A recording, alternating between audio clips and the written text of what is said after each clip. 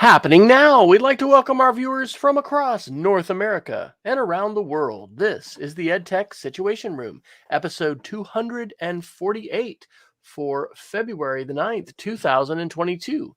My name is Wes Fryer, and I am coming to you with a new haircut from Oklahoma City, where for about 3 more months, or 3 more, I am the Technology Integration and Innovation Specialist at the Cassidy School, which effectively means I teach media literacy to 5th and 6th graders. And we finished our second trimester today. And I also get to do some instructional coaching with our teachers. I am joined, as always, by Dr. Jason Neiffer, who had to tap into the probably 50 or 60 devices that he could have selected. If you've ever seen, what is that? Is it like oh gosh, this is a great introduction, isn't it? The Matrix, when they're getting weapons, is that in like Matrix 2? There's like this vast trove, and you're just able to select it. Folks, that's probably what the closet looks like at Dr. Neiffer's house. So anyway, thank you, Jason, for joining, and I'm glad that you could find another device that would work. Yes, yeah, I weirdly got kind of locked out of everything on my Mac, which I'm not entirely sure why. I had an update installed that signed me out of everything, and then also I lack camera and microphone access, so not great for podcasting. But here I am. I was able to quickly acquire another device in the archives so I could be here. But I am the assistant. I'm sorry, it was my old title. I am the executive director of the Montana Digital Academy, which is Montana State Virtual School located on the beautiful University of Montana campus right here in kind of spring-like. We call it Fool Spring because it's not spring yet, but it's been in the 40s and 50s this week, so it's been very nice weather here. But I don't think we're here to talk about the weather. And I also want to know, you got a haircut. I did not get a haircut, so I'm still sporting my long gray locks as part of my new mystique. But I don't think we're here to talk about hair either. What is the EdTech Situation Room, Dr. Fryer? Actually, I was going to just redo our whole show, and it was all going to be fashion. So fashion and hair. So yeah. No, we are usually talking about just the past week's tech news, but since some winter weather intervened and caused my wife and I to need to depart a day earlier for the NASA Space Exploration Educators Conference in Houston, Texas, we're going to talk about 2 weeks worth of tech news. And generally, our links that you can find at edtechsr.com/links are a bit overwhelming. And whenever we happen to miss a week, as we sometimes do, they kind of get longer. So I can guarantee 100% we are not going to talk about all these topics, but we have categorized them into the following categories: Microsoft, Apple, tech correction, Google, security, media literacy, privacy, and miscellaneous. And of course, we'll have some geeks of the week to finish it off. So, Dr. Neiffer, after a 2-week hiatus, where would you like to start? Well, let's do some hard tech news to start off with. Some updates from our friends at Microsoft, Apple, and Google. Let's start with Apple news. Macworld reported on February 8th that basically every Mac is going to be updated to an M2 chip in 2022. And the article itself seems to be speaking from some authority. I've also seen a couple of the prominent Apple YouTubers talking about how they expect a lot of refreshes, but a lot of refreshes this coming year. But the Mac Mini, which is something I'm using at home, it's an incredible bargain. I think I paid $700 for it, but is a wonderful desktop computer, is likely to be updated into a new version with an M2 chip. The MacBook Air, the MacBook Pro, and perhaps even the newer MacBook Pros, which came out in 2021, may also be updated. I also want to note that there's some suspicion that the Mac Pro may be updated with the M1 chip, and I think it's pretty good news that they're headed in that direction. I would hate for them to sit on the M1 chip for 2 or 3 years. I'm assuming that they had the plans for the M2 chip pretty much in the lab when they introduced the M1 chip, because that's how far Apple tends to look into the future of their development of products. But I think it's really good news. I am hoping that Apple does right by consumers in that They continue to have a relatively inexpensive option. The MacBook Air M1, which is an extraordinary value at $1,000, could still be my recommendation for most users that are looking for a good a personal portable laptop. I would also recommend the Mac Mini in the same way. And to be honest, I don't, especially if you're not doing something like high-end video editing, I think the Mac Mini and the MacBook Air are both enough to for even power users like myself and Dr. Fryer. So I think that's good news, and I look forward to seeing these new devices later this year. So tied to that, I dropped an Apple article in there from Ars Technica on the 7th of February. Report: Apple will introduce new iPhone, iPad on March 8th. And this article also suggests that some of the rumor sites are saying MacBook Air update first. This is a little earlier than normal for the Apple event, which we're of course used to. One of the things it also mentions, and this will affect everybody, not just folks that might want to buy a new iPhone, iOS 15.4 is allegedly going to be dropping in the first part of March. That will allow folks to log in with Facial ID wearing a mask. Now, the irony of that is we're kind of, in some contexts, shifting. It's interesting what, governors are doing, and the federal government still sticking with CDC and saying not yet. But our school has gone back to mask optional. And so anyway, some updates coming in kind of the typical, Apple event. But, as we see these things year over year, you just end up with a phenomenal device. And as we anticipate some job and geography changes for our family in the summer, there's probably going to be some device purchases that'll be coming up as well. And I'm hopeful that especially MacBook Air will come out in the spring. That may be a college laptop for a young high school senior in our family, and we may need to get at least one other one. So anyway, maybe the price will be cut dramatically, but it probably is going to stay around $1,000. It is still just a tremendous value, especially when you consider how long these things last. Yep, absolutely. What else, Dr. Neiffer?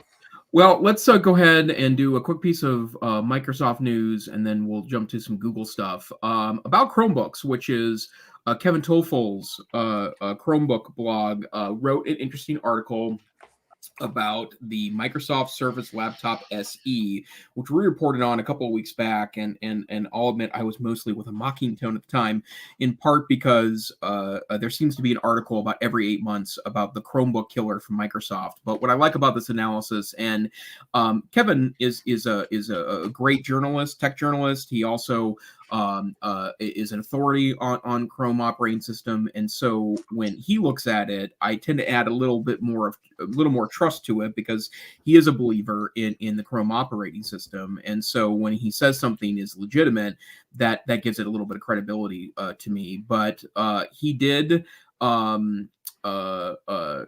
check out or has been researching into these new Microsoft Surface laptops, and his general report is that they're pretty good. It's very Chrome OS in its simplicity, in that it is limited in what you can install on the device. They are more manageable, which is part of the point of the Chrome operating system for schools. But he makes an important point that you can't buy one right now unless you are a school, because they're only available in bulk purchases to schools at this point. So I can't imagine that a Google institution would adopt one of these devices. It just doesn't make any sense to do so, because you have to adopt the infrastructure that comes with it. But if you are in a Microsoft district already and you're looking for a Chrome OS-like experience that's easily, or at least more easily manageable than Windows laptops, this is a good option. So it's a pretty good review. It talks about how it's probably good enough and adopt some of the simplicity of the Chrome OS operating system. One of the things he points out in that article, though, is that without having any other apps running, this Windows SE platform is still using 5 gigs. And I think the fact that Microsoft is not, running a completely redesigned OS from scratch, which is really what Chrome OS represents and what I think we need for security today. I'm not making that recommendation to any schools, but if you're heavily invested in the Windows architecture, and there's some schools out there that are, then perhaps it's worth looking at. But I think it'll take a lot for schools that have drank the Google Kool-Aid and are in Google Apps, Google Workspace, Chromebooks. I don't foresee that being changed anytime soon. It's just weird. It's kind of the way we used to be with Microsoft and Office and Windows systems, or Novell clients. Who remembers having to be tethered to the Novell client? So anyway, but again, good to see Microsoft competing. I don't think it's going to be that big of a deal for most schools at this point. Yep, absolutely. And let's do, actually, there's a decent amount of Google news. Interesting article from 9 to 5 Google today that LumaFusion, which is a popular iOS video editing suite, is coming to Android, and they kind of actually buried the lead for me. It's coming to Android and the Chrome OS operating system via Android app. And I've not used LumaFusion. I did read a couple of reviews today based on this, but it seems like it might kind of answer that age-old question of finding a good video editor for Chrome OS. Right now, I keep expecting web-based video editors. I keep thinking of WeVideo as an alternative here. Is a pretty good alternative to some of the desktop apps. But if you do a lot of video editing, or you need something that's not fussy, and unfortunately every web-based video editor I've used is a little fussy and not necessarily as user intuitive as iMovie, or I also think Camtasia Studio is pretty intuitive once you get over a couple of humps. That could be a real possibility, and I would agree with some Chrome operating system critics that is a glaring absence on the Chrome operating system, is a viable industrial solution to video editing. So I thought that was an interesting update. Couple shout outs. We're using what was Adobe Spark. It's now called Adobe Creative Cloud Express. And my 6th graders have just produced videos that we've been watching today and tomorrow. One of my students went ahead and asked to use WeVideo, and I learned, I can't believe I didn't know this, that our school had purchased WeVideo Pro accounts for these kids, and they've had it since October. I definitely agree with you that it's an essential part of what we need to produce media and share media today. If your school's not already having conversations about digital curriculum, what to purchase for next year, like the spring is a great time to do that. And these are conversations that many schools may not have had. You've got some piecemeal things and teachers using free tools. Hey, maybe you are light years ahead of a lot of other schools and you guys already do this and have great conversations and figure out how those things get paid for. But we tend to, have Minecraft and also now WeVideo. But yeah, I'd be interested to see what else can be provided, because this is one of those cases where there aren't free tools that can provide the function that you need. And I definitely think it's worth paying for. I think WeVideo is like $3 a kid or something like that per user. Of course, that's what everybody wants, right? Is a per user subscription, but that's good. And might be worth checking out, especially when you look at both not only function, but cost in terms of licensing. And related to that, a couple of kind of Chrome OS updates in general. Chrome Unbox reported on February 1st that there were some statistics released the week before, which suggested an amazing decrease in the number of Chromebooks shipped between Q4 2021 and Q4 2020. And of course, the Chrome OS haters out there immediately jumped in to say it shows that this doesn't have any staying power, and that the Chrome OS is dying, and yada, yada, yada. And they go through a pretty good set of reasons why that's ultimately not the case. But particularly from the educational standpoint, just remember that an awful lot of devices were purchased in 2020 in order to give kids access in both emergency remote learning, and then later that fall, more purposeful remote learning as the pandemic became a more of a long-term thing. And there's just less of a market now because it's been filled already by Chrome devices. The The other thing I would also note, and this was it kind of lightly touched on supply chain issues, but I've heard a number of other articles that are actually related to automobiles. But with the shortage right now in electronic components around the world, a lot of manufacturers are just not manufacturing the cheap versions of their stuff, and that's particularly true of automobiles. That the lack of new automobiles in the marketplace because of the extraordinary supply shortages have been really problematic from the standpoint of buying a car if you're in the market for one. But it's also been noted that the used car market is also increasing dramatically in price because reasonably priced cars, the people that need a reasonably priced car and can't afford $40,000 for a new automobile, they're buying up used cars because auto manufacturers are going towards their high profit autos. That's high end luxury automobiles. And I think that the same can also be said true of technology as well. Then in a lot of cases, yes, there's premium materials that go into expensive electronics, but at the same time, there's certain core electronics that appear in every laptop. So why put that in a $179 Chromebook when you can put that in a $1,179 Windows laptop?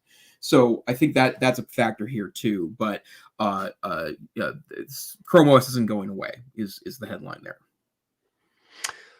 I dropped in a Google related article. It's not Chrome related, but it's from the YouTube CEO. So this is from Hollywood Reporter, which this may be the first time to cite them, but this was from January 25th.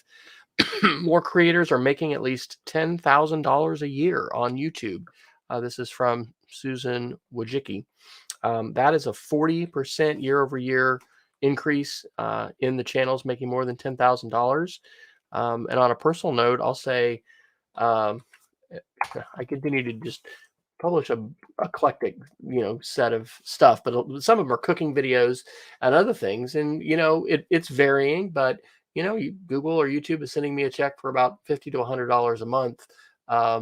Some of these are just because, I don't know, it's so interesting to track the analytics. And I wonder if anybody's doing educational research out there, there's a few people doing that. I wonder how many teachers today, classroom teachers, pre-K-12, have a YouTube channel themselves. And I think as media literacy teachers or folks who are teaching about technology, hugely important to play with media, hugely important to be learning about the creation and sharing of media content to include videos. It is just fascinating to see the kind of data that you have access to in the YouTube portal and to have live data. And so anyway, that's probably a great workshop idea for a conference or something, is just kind of all of the layers of data and learning and insight that we have, and the ways that YouTube creators are encouraged to use that data to increase engagement and benefit themselves financially, but also benefit the platform. So, and a couple other quick notes. This one's just a silly one because we mentioned in the past. The Pixel 3 3-year-old smartphone got its last update from Google this week. Actually, I think it was today because I saw a couple other headlines based on this. And Google still keeps talking about how 3 years of update is just such a great experience for its users. And I have to say, I don't dislike Android by any stretch of the imagination. I still like playing with Android, and I could still easily use as my operating system on a telephone. But holy dog, am I just bewildered why they think that's okay. Like, I at least have a little shame about it, right? That and when we talk about not getting updates, we're not just talking about operating system updates. We're talking about security updates, which has been something that Google's worked on a lot in the last 4 or 5 years. It's the reason why there's a regular security update on a lot of phones. But if you're buying a phone and stops getting a new phone and stops getting updates, if you're one of the lesser updatey OEMs, then that's a real problem, I think. And I think that's a bizarre strategy that they're using. And Apple's clearly beating them in the marketplace when it comes to providing security updates. And that is a Jedi mind trick fail, basically. They're like, oh, 3 years is all you need. No, I don't think anyone's buying it. And then there was a Samsung event today where they announced the new S22 Samsung phones. I don't care as much about that, but I did notice that there was a super interesting released today. There's a new Galaxy Tab S8 Ultra tablet that is a 14-inch a tablet, a 14-inch tablet with a keyboard. It's got a 2960 by 1848 pixel resolution screen and a Super AMOLED screen. So big, beautiful screen that's too big, 2 inches. Well, apparently, the both of us, Wes, are struggling with the words tonight, but is 2 inches bigger than the largest iPad Pro. But the thing I keep thinking about, I mean, that would be a wonderful device, I think, to take notes on. It'd be a wonderful device to watch media on. But I still think the tablet experience in general is just not a productivity experience with the Android or, for that matter, the iOS operating systems. I have one thing to add to that. Our son recently parted with his laptop and got a brand new Mac Pro with the keyboard and everything, and he loves it. And I think he has maybe 4 other computers that he uses for work that are all Linux and Windows based. But he's really enjoying it and finding that it's doing everything that he needs. Now he's not producing media at this point. I don't think it's email and games and consuming media. But Apple continues to work on that, and that's been the dream for a long time, even for schools, to say, hey, the iPad is all you need. So for most folks though that are doing some any kind of serious media production, generally you're finding that the tablet is coming up short. So yep, totally makes sense. And then let's see here. Oh, then Chrome OS 98 is being pushed out right now to a variety of Chrome OS devices. There are a couple of interesting new features that I think are worth mentioning. Probably the most interesting one is that they keep evolving the screen capture tool. And so now, instead of it automatically going to the downloads folder, you can actually select a folder where your screen captures go to. And I have to say, and to be clear, I'm mostly back on Mac OS, but I still use Chromebooks quite a bit. And in fact, my carry-around laptop is still, I have a 4-year-old used Chromebook that is pretty beat up, but I bought it beat up for a reason, because I wanted to be able to just carry it around with me with all my stickers on it. But it's becoming very elegant to do a lot of the integrated things on that particular operating system. It's so puppy. I think that is the best upgrade that's happened to Chrome in a long time. For the last couple of years, I taught my students how to use Screencastify. And there's just lots of clicks, and it works and it's good. But to have that built in, it's just absolutely phenomenal. And screencasting, I'm 100% convinced, is one of these skills that everybody needs. Teachers, students, everybody needs to know how to use a screencast and make one and be able to share it. So kudos to Google for doing that. They may not have the video editing platform, as we were talking about earlier, but enhancing the screencasting, and maybe some of this will come, right? Even with QuickTime and what you see Apple being able to let us do with some basic trims and things that you can do with QuickTime, maybe Google is going to enhance some of what they are doing, via their screen capture tool. Yep. Okay, I think, did we get through all the tech news? You got through all the Google, all the Apple, and all the Microsoft. So kudos. Well, there we go. Well, should we jump into the abyss that is the tech correction? Let me jump down real quick to get a couple others that are just kind of sure. a little random.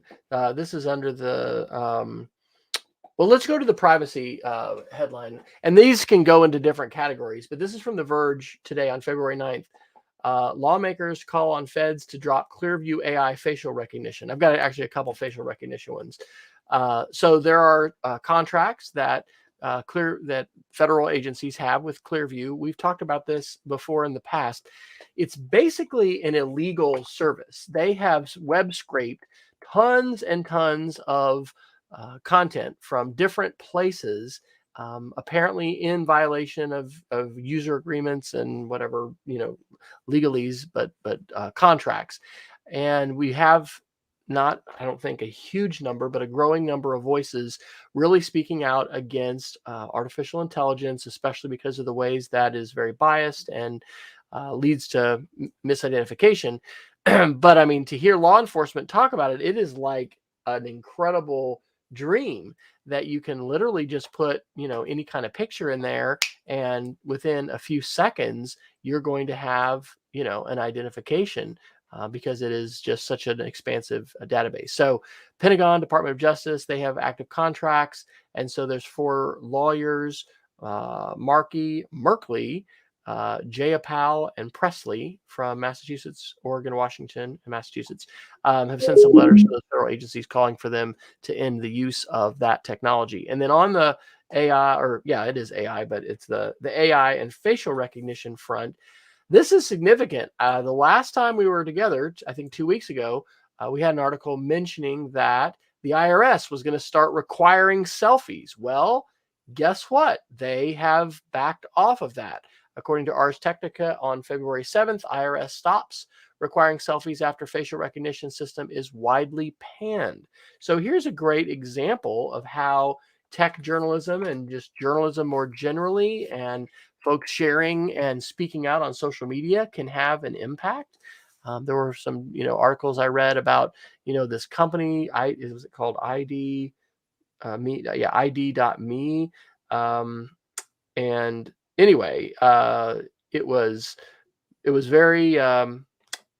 It was met with a lot of opposition, and so the IRS has backed off of that. And that was a really kind of eye-opening thing. Like, really, we're really going there? I mean, it seems like we're on a trajectory where, yes, everybody's biometric information is going to be, part of a government database, and we're all going to basically potentially exist in the similar kind of environment almost to what China and Hong Kong and those areas do. But I thought that was a positive article on the topic of privacy. And then one more. Why not? Why not finish off the category? This was Ars Technica, also on February 7th. Health sites let ads track visitors without telling them. This links to a great article that Jason shared last week. In fact, I finally published the episode tonight, right before the show, about Flock, which Flock was an attempt by Google to have some new way of tracking people for advertisement purposes that wasn't going to involve third-party cookies. Because part of what has happened is we have these third-party companies that were pretty opaque to us, and they've made all these different connections between sites and our browser history and all this kind of stuff. This article by Lily Hay Newman for Wired is saying that digital ads are tracking us, basically, which is, just part of the surveillance capitalism economy. Peggy is saying in the show note, or in the chat here, that the IRS hasn't completely abandoned it. They've just delayed it during tax filing season. So, okay, yeah, that is a good thing to point out. But I would say we still need to, I think we need to make up our minds what our opinion is about facial recognition in its current iteration, and then put that on our agenda of things that we're going to advocate either for or against. It's really a big deal. And, kind of once we've stepped further into that world, it's really hard to backtrack. So anyway, several different updates on the privacy front. Okay, shall we do, would you prefer security or tech correction? I would just say security, since tech correction will easily suck the rest of the time. So yeah. Okay, well, interesting article from CNET yesterday. Google touts that Google account hacks dropped 50% for the 150 million who got two-factor authentication. That is great. We've talked about two-factor authentication, sometimes known as 2FA, several times in the past. It's an easy thing to do. It does add a bit of potential inconvenience because you have to have a mobile device with you to sign in to your account if you haven't signed in for a while, or it's the first time you're signing into the account, but provides a lot of pretty strict security for you because it means you'd have to have access to your physical device or a backup code to get into an account, especially on a new device. And yes, this does come from Google, and yes, it's touting its own efforts to push people towards 2FA, but still, I'm honestly surprised that number's not higher because I would be curious to find out what the other 50% of the hacks actually look like. But use two-factor authentication if you can, is the summary there. Absolutely. Actually, I hope it'll be published on the TEDx website, but the University of Central Oklahoma finally did share an edited version of my TEDx talk from last March about technology fear therapy. But a lot of that focus is on, use unique, complex passwords with the password manager and turn on two-factor authentication. So I've been needing to go back and review some of my things that I did as tech director for these applications that I'm filling out. And I think it was back in 2017 that we went ahead and started requiring all of our faculty to, use two-factor authentication for their Google accounts. So if you're not doing that for your organization, you might, if you're not the person in charge, ask why you're not, because there are substantial security benefits, and every single account definitely that has anything to do with banking or your email, because your email is usually the key that sort of unlocks the kingdom of everything else, need to be protected with 2FA. Yep, absolutely. Another article from PC Magazine talks about how there is a fake malware-laden Windows 11 installer rolling around, and I only mention this because if you are someone that's so inclined to go look for free software on the internet that you should not be installing or aren't going directly to the source, and you can, by the way, download a Windows 11 installer directly from Microsoft. This has been a wonderful evolution of Microsoft's strategy the last 5 or so years, that stuff isn't locked away anymore. You can go and get Windows installer directly from Microsoft, but this one doesn't upgrade things, just installs a bunch of malware. So let's be careful out there. I believe the other 2 articles are yours, sir. Okay. So I've mentioned this a few times. If you read a lot of hacker stuff, maybe you get a bit cynical and a bit paranoid. This was NPR on January 29th, and the headline is "Russia could cyber attack Ukraine again and disrupt the entire world." I think I might have. I don't. This was an article after the last week's show, or the show 2 weeks ago. But a lot of us are continuing to watch these headlines and what's going on. There's all these troops massed. Is something going to happen?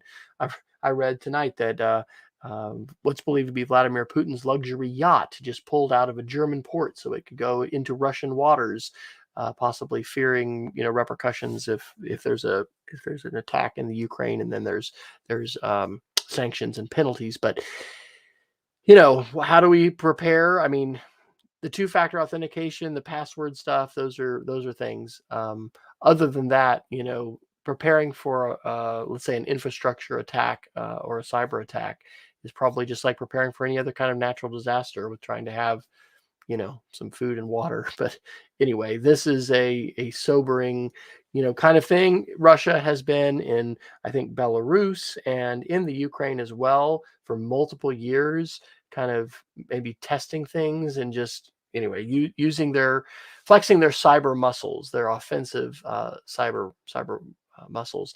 And one of the problems with this, and I think, is this the article that talked about it? This may not be the one. When we had the release, I'm trying to think if it was Petya or what the name of it was. Sometimes when these things, when there is some kind of an attack, malware that's released, it ends up creating a lot of havoc all over the world, and having a lot of ripple effects for companies, and going far beyond the geopolitical focus that it supposedly had originally.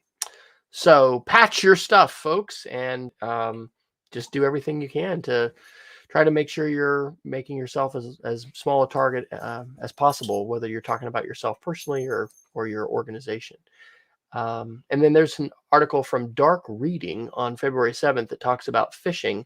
Phishing simulation study shows why these attacks remain pervasive. It is not quite weekly, but almost, that we're hearing something from our school tech department about another phishing attack, and Many of these are focused spear attacks that are, targeting our principals or what we call division directors and folks in the business office and the head of school and things like that. And so this is a graph that shows that human resources convinced more than 1/5 of recipients, so more than 20%, to click. And the categories here are CEO fraud. So, like I was saying, misrepresenting your superintendent, your head of school. Document sharing is a large way of now tricking people. An internal HR mimic. So somebody saying, "Hey, we need you to, resubmit your information for withholding or for some kind of HR need, medical perhaps," and then a service issue notification. So we all need to be careful of the links that we click. And I don't know if this is for my Geek of the Week or not. I don't think it is. I was listening to a podcast about the Pegasus. I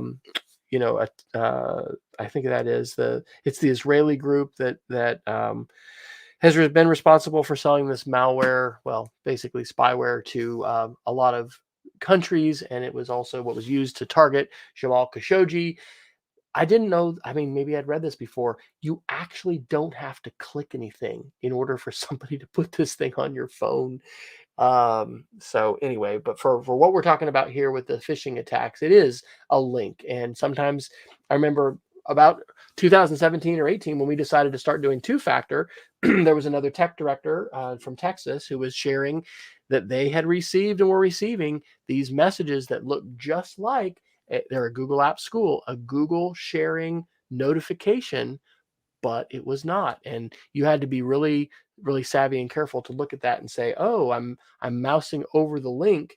That's not going to a Google site. It's going to something else." This stuff is really, really tricky. So in general, I think unless it's unusual, unless you're absolutely expecting it and it's like something where you're doing a password verification or something like that, it's always better to go to the website in a new browser tab and log in rather than clicking the link. So phishing is alive and well, continuing to thrive, and we'll continue to see more of that in our inboxes in the weeks and months to come, sadly. Okay, well, we have about 20 minutes left, so let's pull the Band-Aid off here and get to the tech correction. Maybe my favorite article from this week. It was widely reported, but this came from a blog called City AM. Apparently, the good people at Meta, owners of Facebook, Instagram, and other fine social media properties, have decided that they're going to start threatening Europe because of, and there's a myriad of rules in Europe. Europe has regulated tech much more aggressively than the United States, but basically there is a rule that apparently is now being more aggressively enforced, or it's proposed. But the idea is that European data needs to be located in Europe and not in international or US based servers. And so Meta got used to, I think, being able to make threats like this, but said, well, if you're going to force us to do these unreasonable rules, we might just have to pull Facebook out of Europe. And at a press conference, the new German economic minister, Robert Habeck, told reporters, after I was hacked, I have lived without Facebook and Twitter for 4 years, and life has been fantastic. And then his French colleague, the French finance minister, Bruno Le Maire, said, I can confirm that life would be good, very good without Facebook, and we would all live very well without Facebook, and game over. And that's a really big change in tone, because I do think that Facebook has been used to making threats like that, assuming that people wouldn't push back on the notion that if they don't make changes, then they're just not going to be available in that area. But people aren't having it anymore, and I think it marks a really significant shift.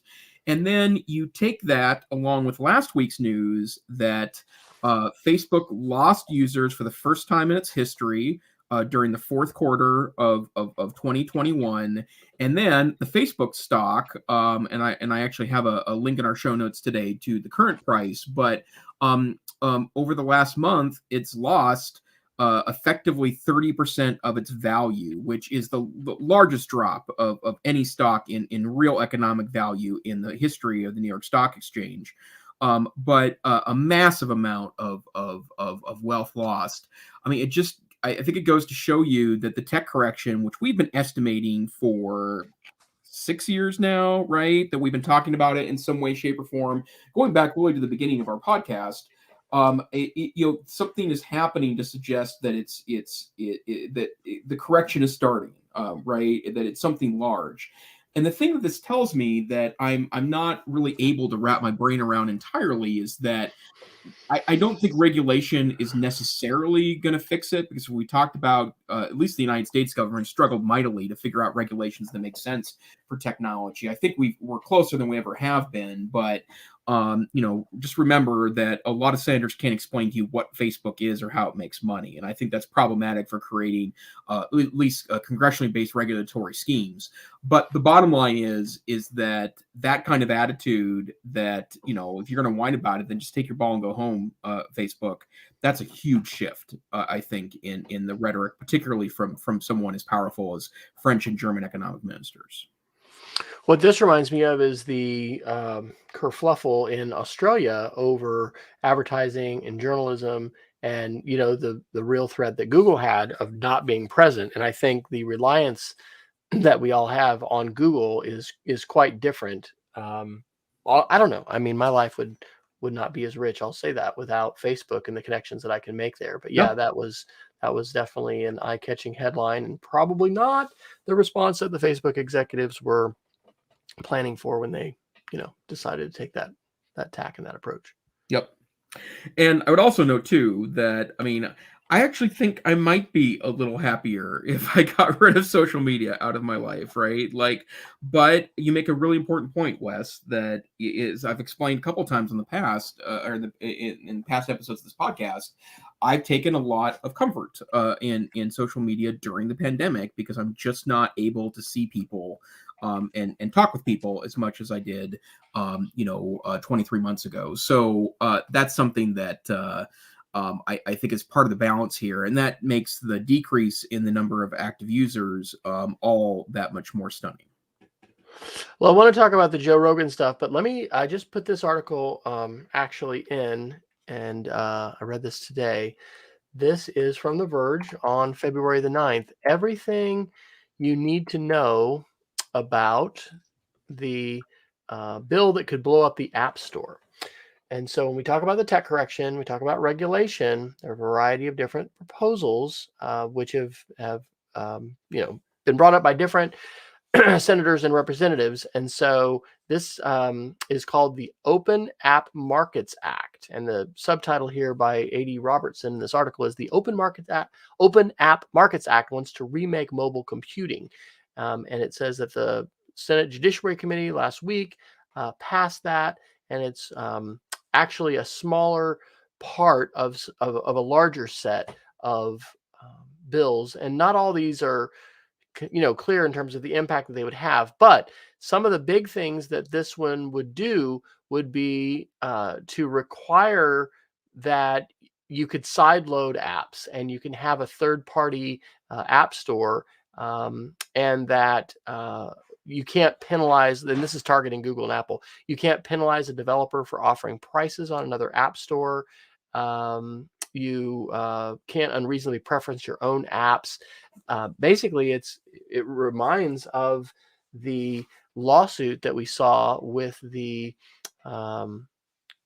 is it Epic Games? Yeah, that is the Fortnite creator.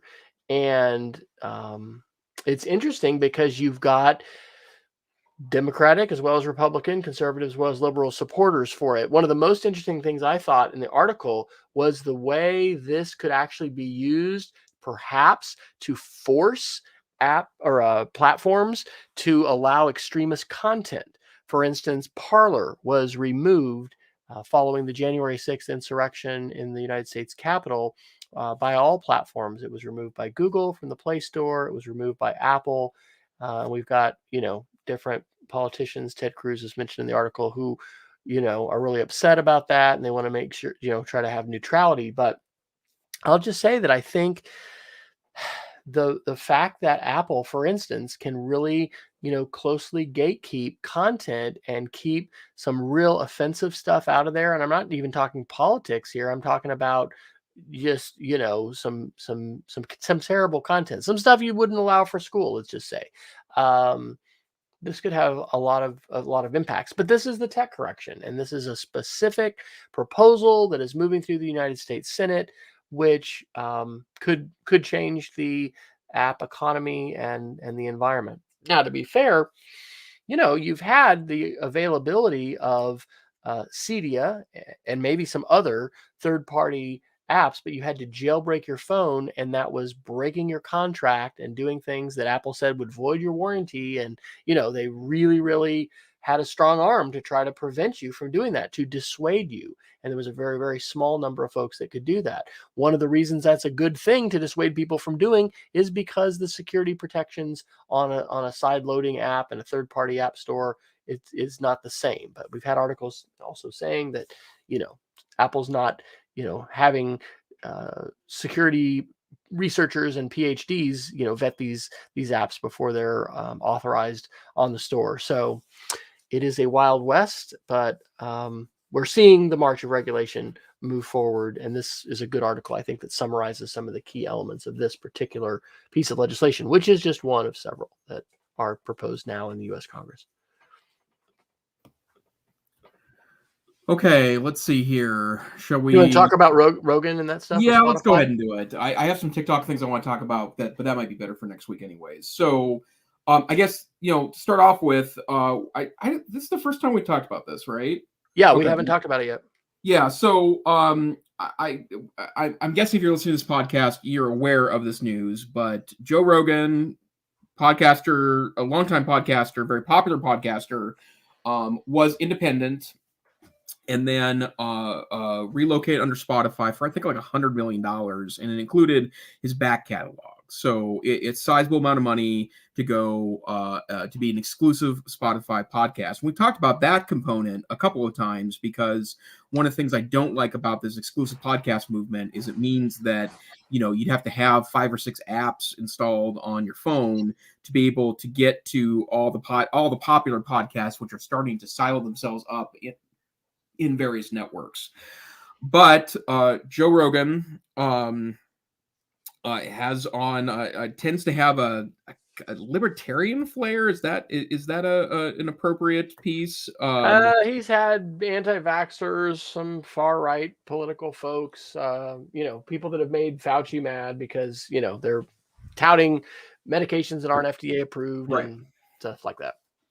And so some music stars, probably most notably Neil Young, because he's the first major one, have pulled their music off of Spotify. So in protest. In protest of the good folks at Spotify not doing anything about Joe Rogan. And Dr. Fryer, take the story from there. So yeah, Neil Young gave Spotify a ultimatum: if you don't take Rogan off, then you have to take my music off. And Spotify didn't take him off, and so Neil Young's music is no longer available on Spotify. I think it's good for musical artists to be drawing attention to this. The third link that we have there is actually to a tweet. I subtitled this: Spotify publishes content guidelines in response to Rogan kerfluffle. But this is a tweet which links to a Spotify press release. And this is kind of surprising. So Spotify had not actually published their content guidelines before. And so as a result of this Rogan situation, they have now made public their content guidelines. And so they're going to plan to put warning labels on COVID content. Part of the controversy here has to do with COVID and vaccinations and medications. And so this is from the news release. This is Spotify's words. Based on the feedback over the last several weeks, it's become clear to me we have an obligation to do more to provide balance and access to widely accepted information for medical and scientific communities. These issues are complex. We've heard you, especially those from the medical and scientific communities, are taking the following steps. They're publishing their, quote, long-standing platform rules, which amazingly were secret. Like if you weren't on their internal team, you didn't know them. And so they've published that. They're working to add a content advisory. This is something we've seen YouTube do. I published some videos actually from Houston last week relating to conspiracies because we've been studying the moon landings, and right there, there's a Britannica link to, things about the Apollo moon landings. That is a playbook that YouTube has been doing for a while. And then they're directing listeners to a COVID-19 hub resource. You put the article, I think, Jason, in that says the Spotify Rogan saga highlights the distinction between publishers and platforms. And I think one of the things overall about this is it blurs lines, right? Because you have to be moderating content in order to remain a platform today. That was one of the things that got the Parler CEO canned.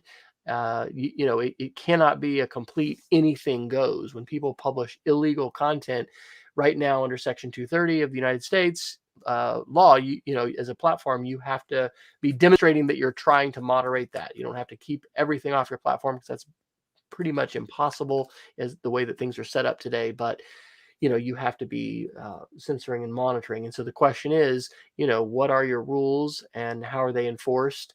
And what voices do you silence and how do you respond? So you want to share anything else from that article about platform publishers? Well, and to take that even a step further, that as a platform, yes, you have to make those efforts to not fall out of line with expectations for platforms, but also Spotify would be more directly responsible because they're funding Mr. Rogan's podcast, right? And it's not totally unreasonable, I think, for musical stars to say, I just don't want my stuff on a platform that happens to be funding things that they consider to be dangerous or disinformation. And I think that's where it starts to get rather interesting. And as we've mentioned dozens of times on our show, the same reason why Wes and I love the internet, right? Like, it gives a voice to the powerless. It gives a platform to students to literally publish to the world.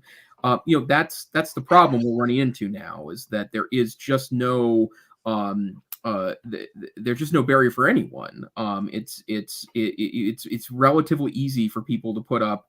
Actually, it's stupidly easy for people to put up even polished media assets, saying whatever you like. And yes, you can sometimes be held responsible for that. But in a world where there's millions of hours of audio and video published, each and every day, there's just no way to truly moderate all of that. And so we're going to continue to struggle until we figure out either a community-based balance or regulatory balance, try to figure out how we give people the power to use their voice without giving microphones to dis and misinformation. And it goes back to something that we've talked about a lot as classroom teachers. You absolutely 100% need to be extremely proactive in helping students understand, the differences between the two. I actually was talking to one of our children recently, and I've helped them, some of them, set up websites and think about their digital footprint. This is a conversation we need to be having with students. I definitely don't think we want to be forcing students to create a digital footprint.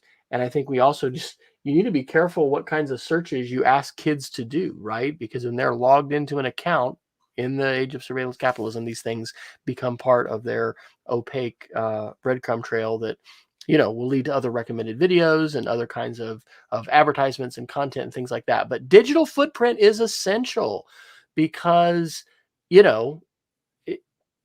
there's a lot of us that are going to want to have a web presence and to be Googled and to be searched for. And the way that you proactively take control over that is that you do publish content, you do share things that you claim, you plant your flag.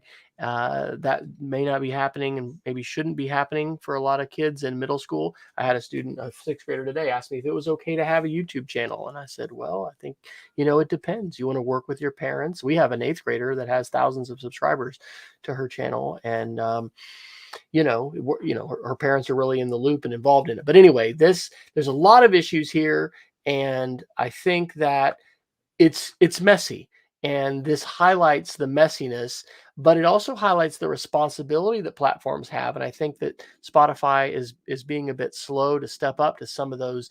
Also, we haven't mentioned this, but some of the controversy of this isn't just around like for Rogan, COVID and vaccinations. It's also about racial slurs and the ways in which he's used some demeaning language in the past. And but it's also about money, right? I mean, Rogan is pulling in tons and tons of money for Spotify. And so, as is often the case with these kind of things, it's not just about, I think, what the right thing to do is. It's also about a company that's looking at maximizing eyeballs and profit and, trying to balance things. So it's something to continue to watch and see what will come next. I think it's a positive that Spotify has publicly shared their content guidelines. I'm a bit shocked that those weren't public, because how do you know whether you're stepping over the line or not if you don't even know, what the guideline is? So again, this could be a great catalyst for a conversation with students.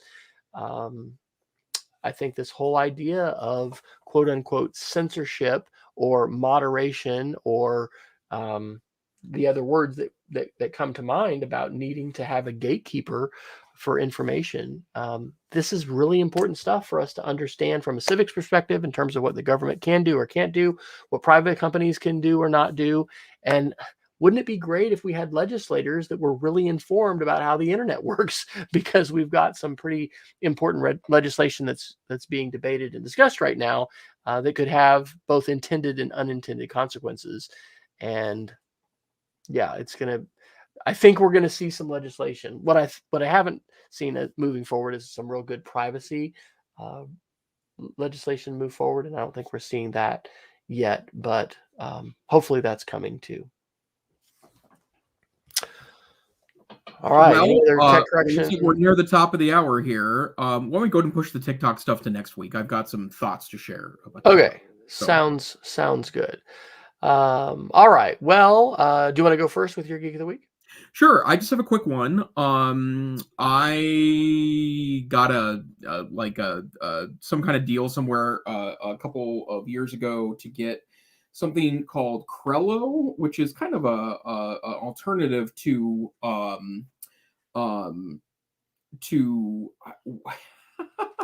my memory is going. Adobe maybe, like a Canva maybe, or not Adobe. Canva is the one, and I'm a huge Canva fan, but and I used it sometimes because I had this lifetime pro account, but I recently saw that it was picked up by Vista, the Vista print people, which is actually one of my preferred online print shops. It's really easy to do, great business cards and other quick turnaround print projects online. But they've picked up that and rebranded it as Vista Create.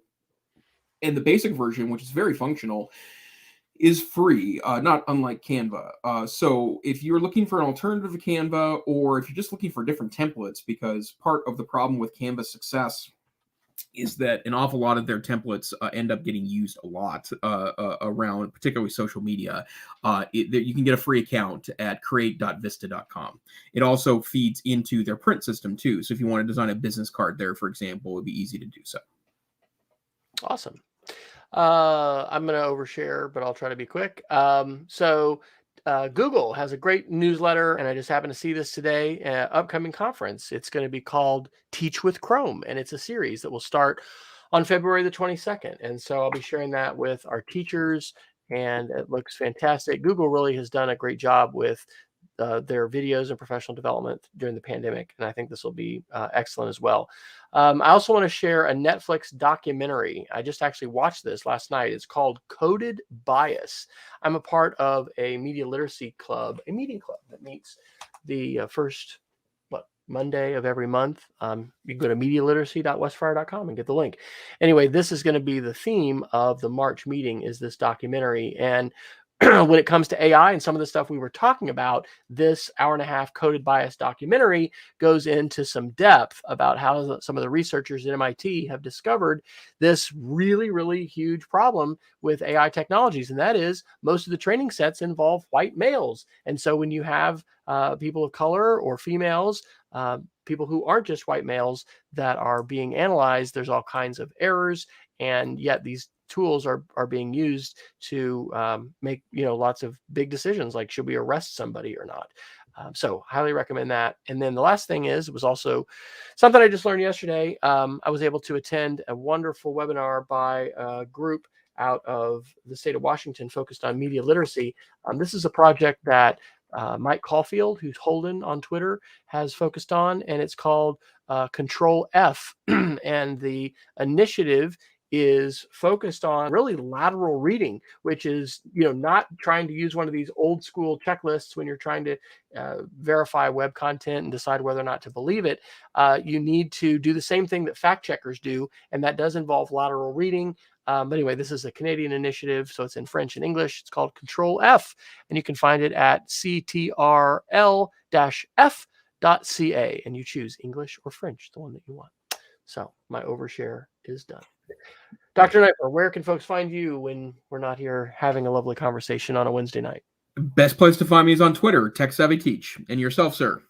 I am W. Fryer on Twitter, and I have recently updated my website, westfryer.com, and you can go there and actually you can go to my milkshake website that's off of my Twitter. So anyway, there's lots of places, but we want to thank you for joining us. Thanks to Peggy George for joining us live in the chat room. Encourage everybody to go to our website, edtechsr.com, where you can find, generally posted shortly after the show, sometimes 2 weeks later, but that's rare, all of the show notes that we talk about in the episode and the show.